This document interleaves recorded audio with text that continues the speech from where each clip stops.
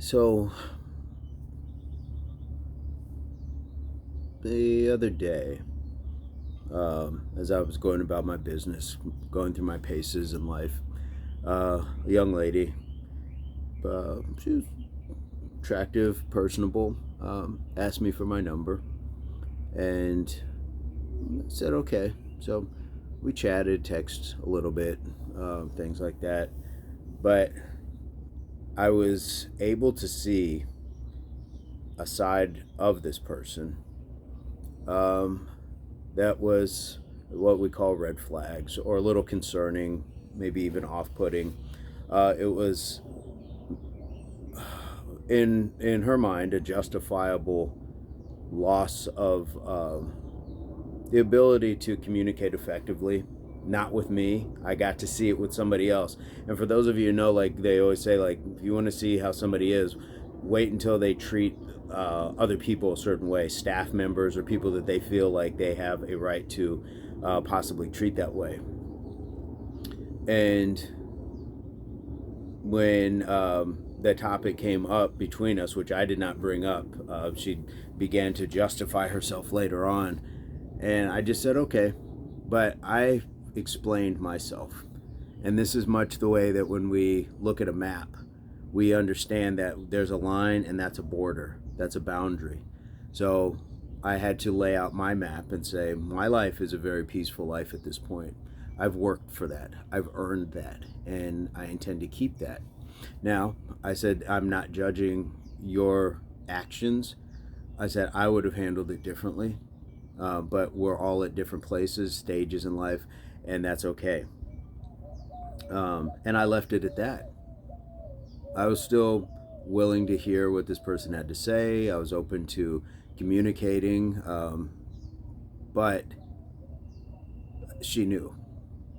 She knew in her mind that she had gone too far. She had done too much in a situation that didn't warrant an unreasonable overreaction or reaction. I mean, because I do believe that you can respond or react. A reaction is like an asthma attack. It's sudden. It's not planned. It's a response is okay. Let me measure what it is that I'm going to say. Let me think about this in its fullness, as much as I can conceptualize it. And sometimes that's the trap. Is a lot of times we look at people thinking, oh, they should know better, and they don't. And there's nothing wrong with that because we all learn and grow at our own pace, our own stages and ages.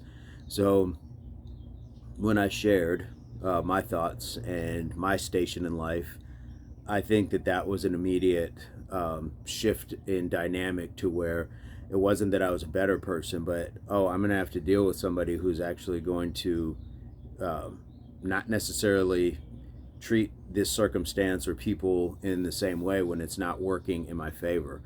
And I had moments like that? Absolutely.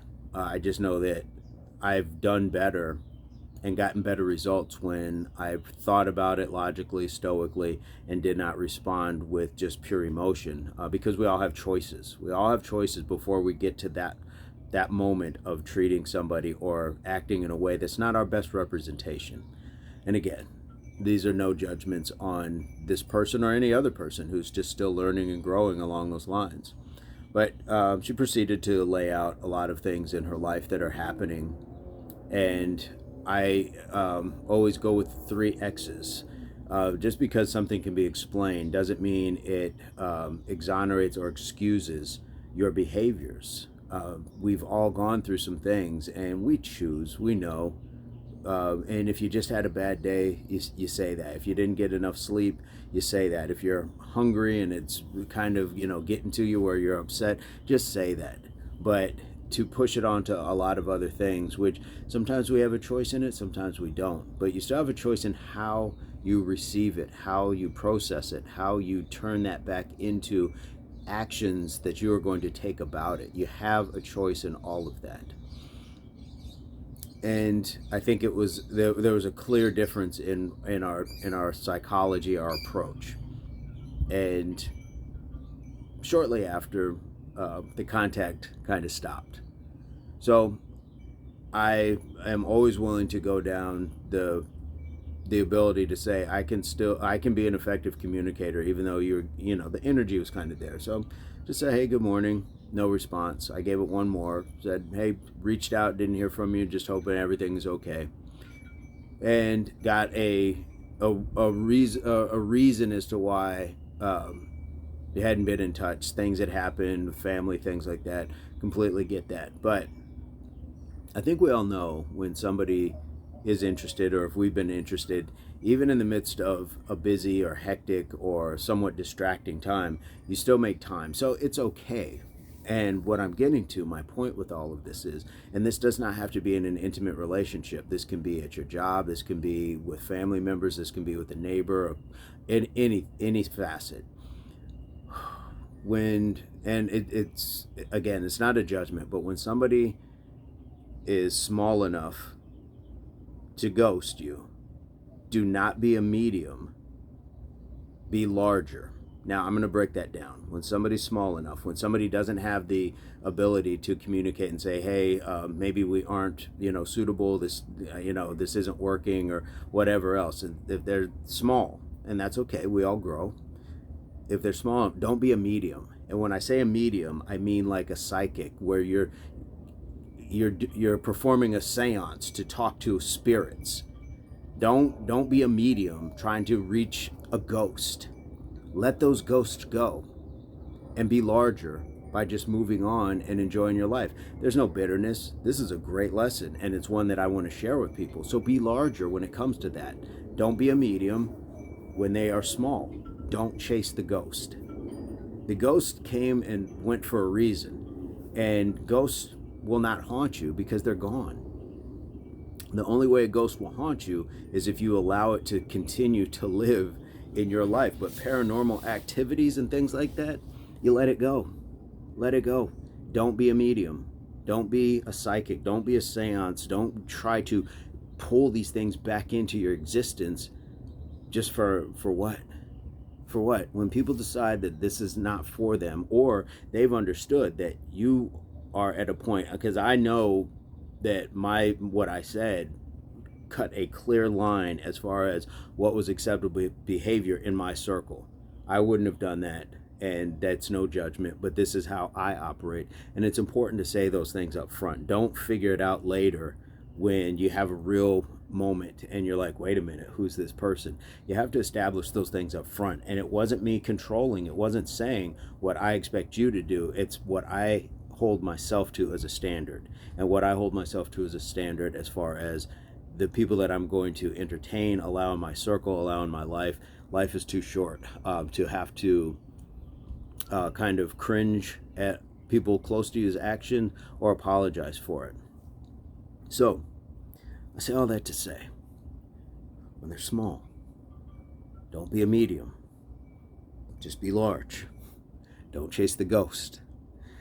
What are you guys' thoughts on this? Because I think that this, again, while this was one of where I think she had a romantic interest, she, called me handsome. I appreciated that.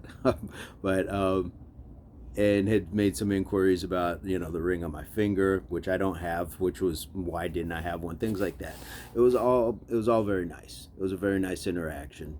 But what I got to see is a side when, if you're not interested in a person, what do you look like? And it's similar to how I've always said, if you want to pick your team, your teammates, scout them out when they don't have the ball, or when the play's not going to them, because that's how you mark. Sorry, there's a fly. That's how you mark a teammate in that sense. What are they doing when it's not about them? Are they running the right route? Are they sprinting? Are they hustling? Are they doing their part, even though the play or the action is not about them?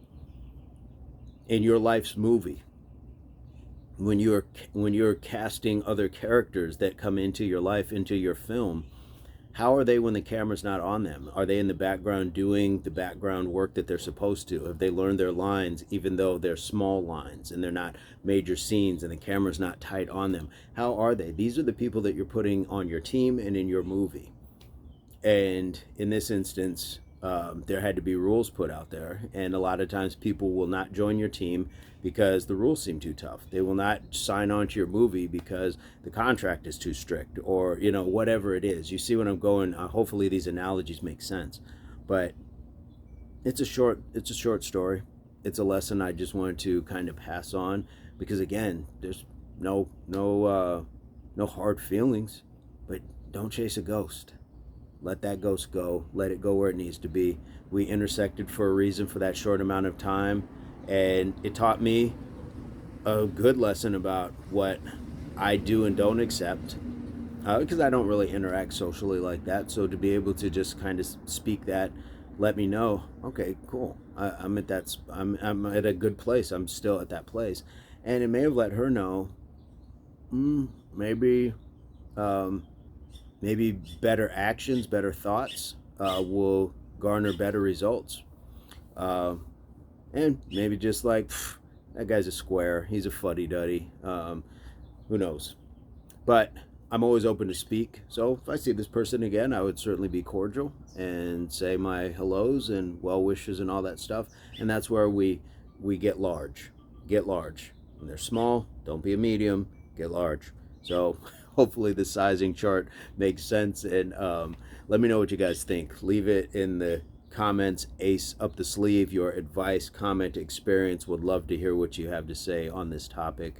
And again, it doesn't have to just be where romance is concerned. This can be at a job. If your job has shown you a certain level of inequality, discrimination, just unequal treatment, or if it's just a work environment you no longer enjoy, like, you don't have to chase that ghost. I know it's different when it's finances versus emotions, but we invest way more emotionally. Don't bankrupt yourself doing that. You can take a loan at a bank.